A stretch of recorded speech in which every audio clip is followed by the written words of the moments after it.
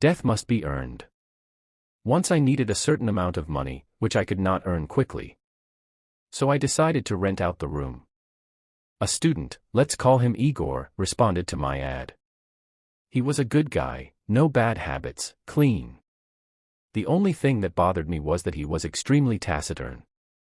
During the entire time that he lived with me, Subscribe my 6 YouTube months, channel, we only please. talked twice. When meeting and on New Year's Eve. We met him together, since I don't like guests and I didn't intend to go anywhere in the cold. When Igor returned from work, I was in a great mood, and I persuaded him to have a couple of glasses with me. It's a holiday after all. But it's hard to stop once you've started, isn't it? And so a couple of glasses turned into a liter. That's when he started talking. He told me something I shouldn't have known. When I was about 8 years old, Igor began, I lived with my grandmother in a small town. Our house was on the outskirts, and so my friends and I walked in the forest, which was a couple of kilometers from the city.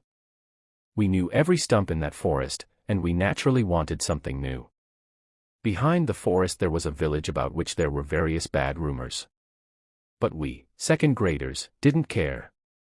Me, my friend Sasha and 2 girls, Nastia and Marina, found a large abandoned house.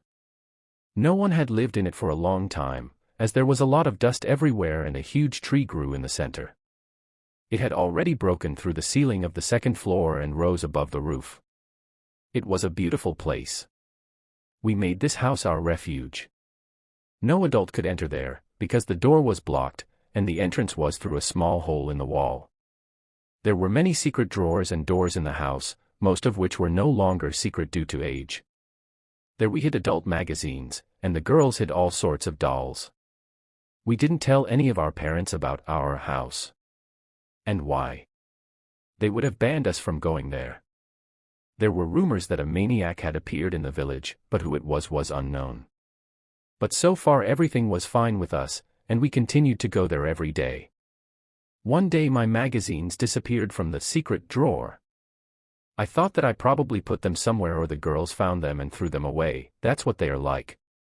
A couple of days later, the girls' dolls disappeared. Well, we went looking. Marinka's doll was on the 2nd floor. She was hanging from the ceiling and had no head. The Nastia doll was lying in a bathtub filled with kerosene. It is not known who did this.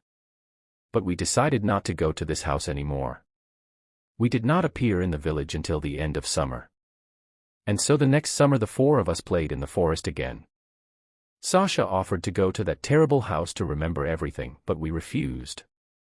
Then he said that whoever loses at cards will go there and sit there until the evening. I don't know why the girls were wedged, but they agreed. I was the only one who was against this idea, but there was no point in arguing. We played in pairs. The losing couple went into the house and sat there until the evening. I was scared, and not only for myself.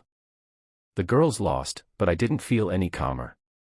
We took them into the house and went into the forest to collect all sorts of crap and catch insects. It began to get dark, but neither Nastia nor Marina were at the appointed place.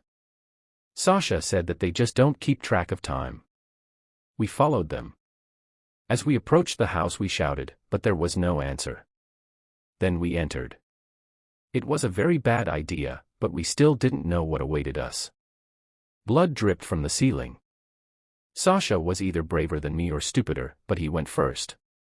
And suddenly we saw Marina's same doll without a head, and next to it was Marina herself. Also suspended.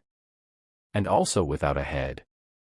I ran downstairs, but either out of fear, or for some unknown reason, I turned into the wrong corridor. To leave the house I had to go through it. Walk past the same bathtub with kerosene in which Nastia's doll lay. I already guessed what would be waiting for me there instead of a doll. I walked slowly and couldn't help but look into the bathroom. I hoped nothing would happen there. I approached slowly and quietly. I smelled an unpleasant smell of kerosene. Looking into the bathroom, I saw what I was so afraid of. Yes, it was Nastia.